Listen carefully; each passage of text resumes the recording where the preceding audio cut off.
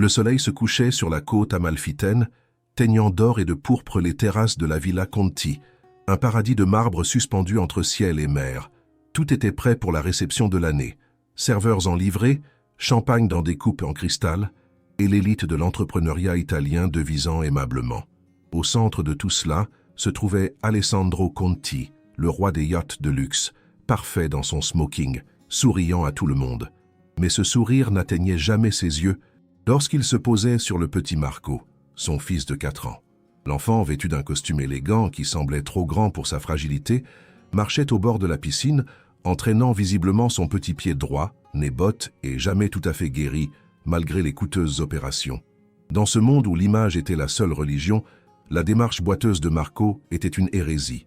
Elena Rossi, la gouvernante qui avait élevé l'enfant comme s'il était son petit-fils, l'observait depuis l'ombre du patio, prête à intervenir s'il tombait.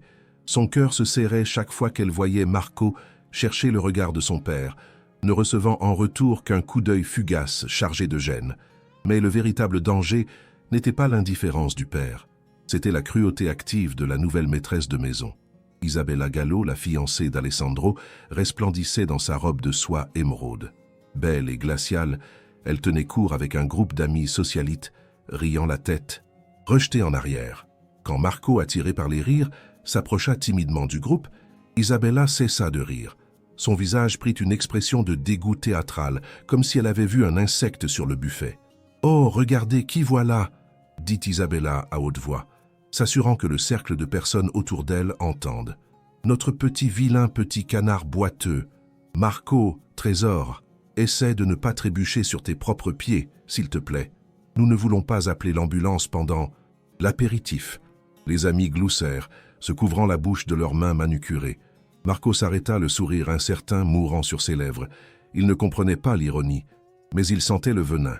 Elena fit un pas en avant, serrant le plateau d'argent jusqu'à s'en faire mal aux mains. Il allait se passer quelque chose de terrible, et l'air parfumé de jasmin était soudainement devenu irrespirable. Il est déchirant de voir un enfant humilié précisément par ceux qui devraient le protéger. Si toi aussi tu sens ton sang bouillir face à cette cruauté gratuite, abonne-toi tout de suite à la chaîne. Nous essayons d'atteindre les 1000 abonnés pour donner une voix à tous les Marco du monde qui méritent le respect. Laisse un like pour soutenir le petit et écris en commentaire « Courage Marco !» Alessandro, qui se trouvait à quelques pas de là, entendit la remarque. Il se raidit, son verre à mi-hauteur. Une seconde, Elena espéra. Elle espéra que l'homme qu'elle avait connu des années auparavant, celui qui aimait sa femme défunte, refasse surface. Mais Alessandro fit la chose la plus lâche possible. Il détourna le regard, feignant de s'intéresser à la conversation d'un investisseur russe. Il avait choisi la paix domestique et sa réputation au lieu de la dignité de son fils. Et à cet instant, le cœur de Marco se brisa plus que n'importe quel os n'aurait jamais pu le faire.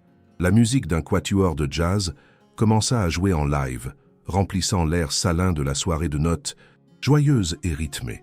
Le petit Marco, qui jusqu'alors était resté à l'écart comme une ombre indésirable, sentit le rythme entrer dans ses os. Ce n'était qu'un enfant de 4 ans, et comme tous les enfants, la musique était pour lui un appel irrésistible à la joie, une promesse que pour un instant le monde pouvait être léger.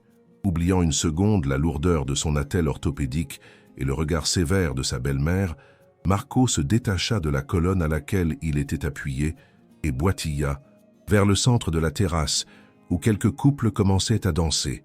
Son pas était irrégulier, un clonc-clomp sourd de la chaussure surélevée, crissant contre le marbre précieux, mais son visage était illuminé d'un sourire pur et désarmant.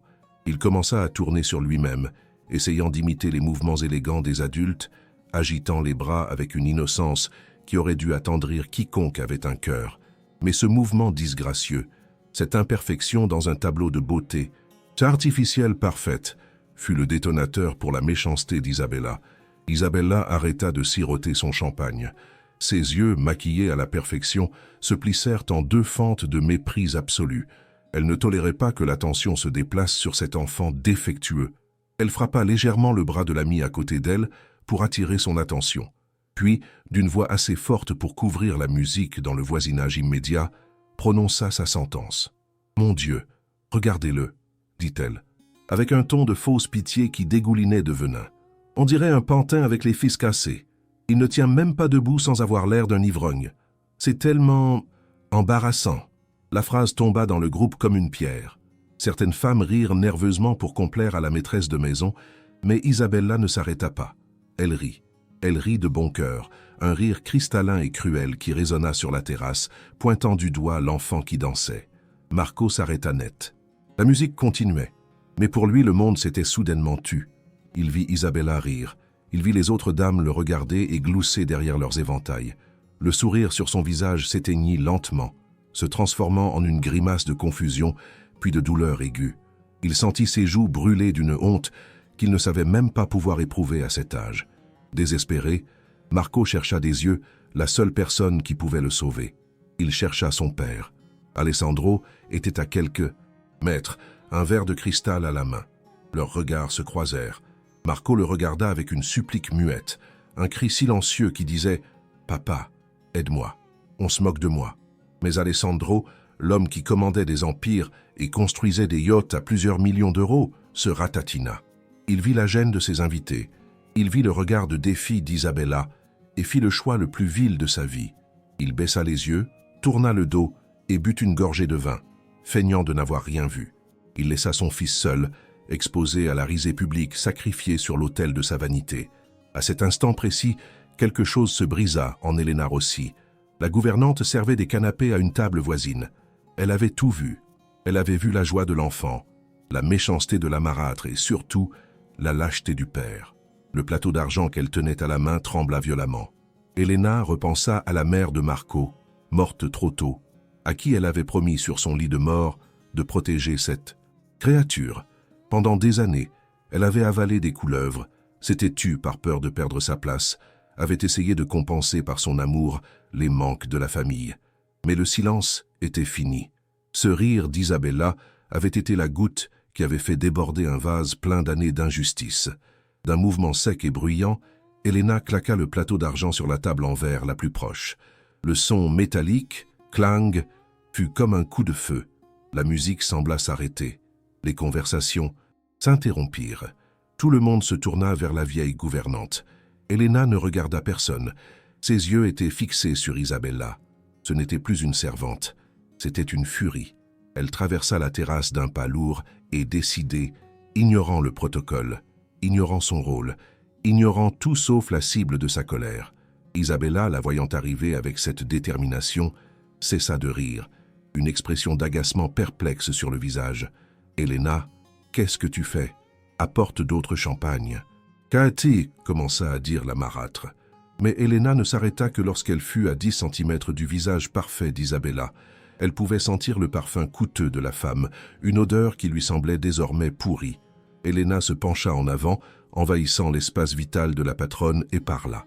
Elle commença sur un ton bas, vibrant, qui obligea les amis d'Isabella à s'approcher pour écouter, rendant l'humiliation encore plus publique. « Mademoiselle, dit Elena, et le mot sonna comme une insulte. Vous vous habillez de soie et de diamants. Vous vous définissez comme une femme de classe et de haut rang. » Elena fit une pause, reprenant son souffle, laissant la tension monter en flèche. « Mais la vérité, c'est que vous avez l'âme d'une hyène. Seule une bête rit d'un petit blessé. Seul un être vide et pourri de l'intérieur peut trouver amusante la douleur d'un enfant de 4 ans qui essaie juste d'être heureux. » Isabella suffoqua, les yeux écarquillés par le choc. « Comment rates-tu » siffla-t-elle. Mais Elena n'avait pas fini. Elle se redressa et cette fois éleva la voix, la faisant résonner claire et puissante sur toute la terrasse, s'assurant que chaque invité, et surtout Alessandro, entende chaque syllabe. « Cet enfant, » tonna Elena en montrant Marco qui tremblait un peu plus loin, a plus de dignité dans son petit doigt imparfait, a plus de courage dans chaque pas douloureux qu'il fait, que vous n'en aurez jamais dans tout votre corps refait, vide et pathétique. » Isabella devint écarlate. Alessandro se retourna brusquement, pâle comme un drap. Mais Elena n'en avait pas encore fini avec lui. Elle tourna lentement la tête vers son employeur, le fixant avec un mépris qui le fit reculer physiquement. « Et un homme, dit Elena, crachant le mot, un père qui permet à un monstre de rire de son propre sang, qui tourne la tête pour ne pas gâcher sa fête, ne mérite pas ce fils, et il ne mérite certainement pas mon respect. Vous pouvez me virer, monsieur Conti. » Mais au moins ce soir, quelqu'un dans cette maison a eu le courage de dire la vérité. Sur la terrasse de la villa, le silence qui suivit les paroles d'Elena fut absolu, lourd comme du plomb. Le jazz s'était arrêté, les serveurs étaient immobiles avec leurs plateaux en l'air, et les invités blasonnés retenaient leur souffle, les yeux écarquillés par le scandale. On aurait entendu une mouche voler, juste le bruit lointain des vagues s'écrasant contre la falaise, qu'indifférente au drame humain. Elena resta là, debout, la poitrine se soulevant au rythme de l'adrénaline, attendant sa condamnation, mais fière comme une reine qui vient de défendre son royaume. Isabella, remise du choc initial, réagit avec la fureur de celle qui voit son pouvoir s'effriter. Son visage parfait se tordit en un masque de haine pure. Elle se tourna vers Alessandro, tapant du pied par terre comme une enfant gâtée à qui on a refusé un jouet. « Alessandro !» cria-t-elle, la voix stridente brisant la gêne générale. « Tu as entendu ce qu'a dit cette souillon.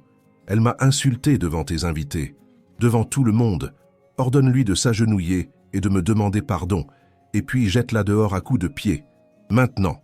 Alessandro Conti resta immobile. Le verre de cristal lui glissa des doigts et se brisa sur le sol, 1000 morceaux brillants au clair de lune. Mais il ne regarda pas le verre brisé. Il ne regarda pas Isabella. Les mots d'Elena résonnaient dans sa tête comme un mantra douloureux. Un homme qui permet à un monstre de rire de son propre fils ne mérite pas le respect. Pour la première fois depuis des années, le brouillard de la vanité se dissipa. Il regarda Isabella et ne vit plus la femme trophée à exhiber. Il vit la laideur de son âme, la cruauté gratuite qu'il avait tolérée par lâcheté. Puis il regarda Marco. L'enfant était toujours immobile au milieu de la piste de danse, petit, seul, les larmes rayant son visage, attendant de voir si son père allait le trahir une fois de plus. La honte envahit Alessandro comme une vague de marée, chaude et suffocante. Mais dans cette honte, il trouva enfin sa colonne vertébrale. Sans dire un mot, Alessandro commença à marcher. Isabella fit un sourire triomphant, convaincue qu'il allait vers Elena pour la licencier. « Voilà, montre-lui qui commande, mon amour », siffla-t-elle. Mais Alessandro passa à côté d'elle sans même ralentir, comme si elle était invisible, comme si elle n'existait pas. Il la dépassa, la laissant bouche bée, et alla droit vers son fils. Quand il rejoignit Marco, Alessandro ne se contenta pas de lui parler. Il s'agenouilla sur le marbre froid, ruinant le pli de son pantalon à 1000 €, se mettant à la hauteur de l'enfant. « Marco », murmura-t-il, la voix brisée par les pleurs qu'il tentait de retenir, « regarde-moi ». L'enfant leva ses yeux humides, effrayé. Alessandro le prit dans ses bras et le souleva, le serrant contre sa poitrine, avec une force désespérée, enfouissant son visage dans le cou du petit. « Pardonne-moi, dit-il, assez fort pour que tout le monde entende. Pardonne-moi d'avoir été un lâche. Pardonne-moi de ne pas t'avoir protégé. » Marco, sentant enfin la chaleur de cette étreinte qu'il avait désirée toute la soirée, enroula ses petits bras autour du cou de son père et sanglota. Alessandro se releva, tenant son fils serré contre lui comme le trésor le plus précieux du monde. Puis, il se tourna lentement vers Isabella. Son regard avait changé. Il n'y avait plus l'homme charmant et accommodant. Il y avait un père furieux. « Alessandro, qu'est-ce que tu fais ?»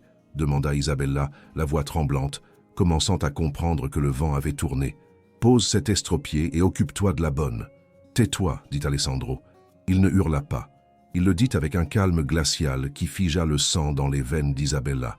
Il fit un pas vers elle, protégeant Marco de son corps. « Elena n'est pas une bonne, » continua-t-il en détachant chaque mot. « Elena est la seule personne dans cette maison qui a eu le courage d'être un parent pour mon fils pendant que j'étais trop occupé à te regarder. » Il montra la gouvernante qui le regardait incrédule, les larmes aux yeux. « Elle a raison, Isabella. Tu es vide, tu es cruelle, et j'ai été un petit homme d'avoir permis que ta méchanceté touche ma famille. » Isabella tenta de répliquer, cherchant du soutien parmi les invités. « Mais on plaisante? Tu m'humilies pour le défendre, lui. Regarde-le, c'est une erreur de la nature. » Cette dernière offense fut la fin. Alessandro s'approcha d'elle, envahissant son espace, l'obligeant à reculer jusqu'au bord de la piscine. « Lui, c'est mon fils, » grogna Alessandro, « et il est parfait comme il est. La seule erreur ici, c'est toi. Et la plus grande erreur a été de te laisser entrer dans cette maison. » Il regarda autour de lui, s'adressant aux invités muets. « Messieurs, je m'excuse, mais la réception est terminée. Rentrez chez vous. » Puis il revint fixer Isabella dans les yeux. « La fête est finie, Isabella. Surtout pour toi. Tu as 10 minutes pour faire tes valises et sortir de ma villa. Je ne veux plus jamais te voir. Si je te trouve encore ici quand j'aurai mis mon fils au lit, je te ferai sortir par la sécurité comme une intruse indésirable. » Isabella suffoqua, regardant autour d'elle en quête d'alliés, mais elle ne vit que des regards de mépris ou d'indifférence. Personne ne leva le petit doigt pour elle. Humiliée, vaincue et dépouillée de son masque social, elle poussa un cri de frustration et s'enfuit vers la maison, ses talons résonnant comme des coups de pistolet dans la nuit, fuyant la scène de son désastre. Quel moment épique! Alessandro a enfin ouvert les yeux et a choisi son fils contre la vanité. Elena est l'héroïne qui a déclenché cette révolution. Si tu as exulté quand Alessandro a chassé Isabella, laisse tout de suite un like à cette vidéo. Abonne-toi à la chaîne pour voir comment cette famille trouvera sa paix. La justice a été servie. Resté seul sur la terrasse semi-vide, avec les invités qui s'éloignaient en murmurant, Alessandro s'approcha d'Elena. Avec Marco toujours dans les bras, il regarda la vieille dame qui avait tout risqué pour eux. « Merci, Elena, » dit-il avec une humilité sincère. « Je ne vous licencie pas. Au contraire, je vous prie de rester. J'ai besoin que vous m'appreniez comment être l'homme que Marco mérite. » Elena sourit à travers ses larmes et caressa la petite main de Marco. « Je suis là, monsieur Alessandro. Je ne vais nulle part. » Cette même nuit, alors que le dernier taxi emportait Isabella et ses valises Louis Vuitton hors des grilles de la villa, un silence irréel tomba sur la terrasse surplombant la mer. Ce n'était pas le silence tendu et jugeant des fêtes mondaines, mais une quiétude douce, purificatrice. Alessandro ne rentra pas tout de suite dans la maison. Il resta là, sous les étoiles de la côte amalfitaine, assis sur les marches de marbre avec Marco toujours dans les bras. Il enleva sa veste de smoking, ce symbole de perfection et d'apparence qu'il avait porté comme une armure pendant des années, et l'utilisa pour couvrir les épaules de son fils. « Tu as froid, champion » demanda-t-il doucement. Marco secoua la tête, posant sa joue sur la poitrine de son père, écoutant le battement de son cœur qui, enfin, ne battait que pour lui. Pour la première fois, Alessandro ne se soucia pas si le vêtement de l'enfant était froissé ou si la chaussure orthopédique était laide à voir. Il vit seulement son fils, et il le trouva magnifique. Dans les jours qui suivirent, la villa subit une métamorphose profonde, miroir du changement intérieur d'Alessandro. L'homme d'affaires, connu pour son obsession de l'esthétique, donna des ordres précis au personnel.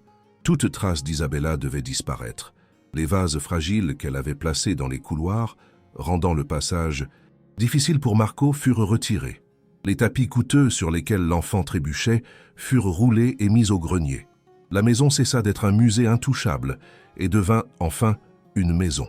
Alessandro prit un congé prolongé de son entreprise de yachts. « J'ai construit des bateaux pour faire naviguer les autres dans le luxe », confessa-t-il à Elena un matin au petit déjeuner. « Mais j'ai laissé mon fils couler dans la solitude. Maintenant, je dois réparer la fuite la plus importante. » La justice sociale pour Isabella fut implacable, comme seule la haute société sait l'être quand elle décide d'expulser un membre. Alessandro n'eut pas besoin de faire grand-chose. La vérité sur ce qui s'était passé à la fête se répandit comme une traînée de poudre entre Positano et Capri. La femme qui avait ri d'un enfant handicapé devint une paria. Les invitations cessèrent, les portes se fermèrent. Isabella, qui avait vécu pour l'approbation d'autrui, se retrouva isolée et méprisée, contrainte de quitter la côte pour fuir les regards de condamnation. Sa beauté extérieure ne pouvait plus cacher la laideur qu'Elena avait si courageusement démasquée ce soir-là. Elena, de son côté, ne fut pas seulement maintenue dans son rôle. Alessandro la promut officiellement gouvernante générale du domaine, triplant son salaire et lui garantissant un avenir serein. Mais le vrai changement fut dans le respect. Ce n'était plus l'ombre silencieuse qui servait les canapés. C'était la conseillère, fidèle, la femme qui s'asseyait à table avec eux le dimanche, la grand-mère que Marco n'avait jamais eue. Alessandro la consultait surtout, ayant appris que la sagesse du cœur vaut plus que n'importe quelle stratégie d'entreprise. Épilogue. 1 an plus tard. La scène s'ouvre sur une piscine olympique chauffée avec vue sur le golfe de Salerne. L'eau est d'un bleu cristallin. Un enfant de 5 ans plonge avec courage depuis le bord. C'est Marco. Dans l'eau, la gravité n'existe pas et son handicap s'évanouit. Il nage avec des brasses fortes et sûres, rapide comme un poisson, riant et éclaboussant de l'eau partout. Il n'y a pas trace de gêne, juste pure puissance et joie. Au bord de la piscine, Alessandro est assis sur un transat. Il ne porte pas de vêtements formels, mais un polo confortable et un short pieds nus. Il ne contrôle pas les actions de la bourse sur son téléphone. Il chronomètre son fils, exultant comme un supporter de stade. « Vas-y, Marco, tu es une fusée, on bat. »« Le record !» hurle le père avec un sourire qui illumine son visage, un vrai sourire né de la fierté et non de l'étiquette. Un peu plus loin, sous l'ombre d'une pergola de glycine, Elena observe la scène en sirotant une limonade fraîche. Son regard est serein, les rides d'inquiétude sur son front ont disparu. Elle regarde cet homme qui a appris à faire le père et cet enfant qui a appris à voler dans l'eau. Alessandro se tourne vers elle, lui fait un clin d'œil et lève le pouce en signe de victoire. Elena rend le sourire et lève son verre dans un toast silencieux. Plus tard, alors qu'il enveloppe Marco dans une grande serviette moelleuse, Alessandro embrasse la tête mouillée de son fils. « Tu as été magnifique aujourd'hui », lui dit-il. Marco le regarde, ses grands yeux sombres pleins de confiance. « Papa, même si je marche de travers, je nage droit, pas vrai ?» demande-t-il avec innocence. Alessandro sent une boule dans sa gorge, le serre fort et répond d'une voix ferme. « Tu vas droit au cœur, Marco, et c'est la seule direction qui compte. Tu es parfait comme ça et je ne laisserai plus jamais personne te faire croire le contraire. » La villa sur la colline brille sous le soleil, non plus par l'or ou les cristaux, mais par la lumière chaude d'une famille qui s'est retrouvée. Ils ont appris que la perfection n'est pas un corps sans défaut, mais un amour sans condition. Et tout cela grâce à une femme simple qui, un soir d'été, a eu le courage d'élever la voix contre le silence complice, apprenant à un millionnaire que la vraie richesse ne se dépose pas à la banque, mais se protège dans les bras. Quelle fin extraordinaire! Marco a trouvé sa liberté dans l'eau, et Alessandro a trouvé sa dignité dans l'amour pour son fils. Elena est la véritable héroïne qui a rendu possible ce miracle.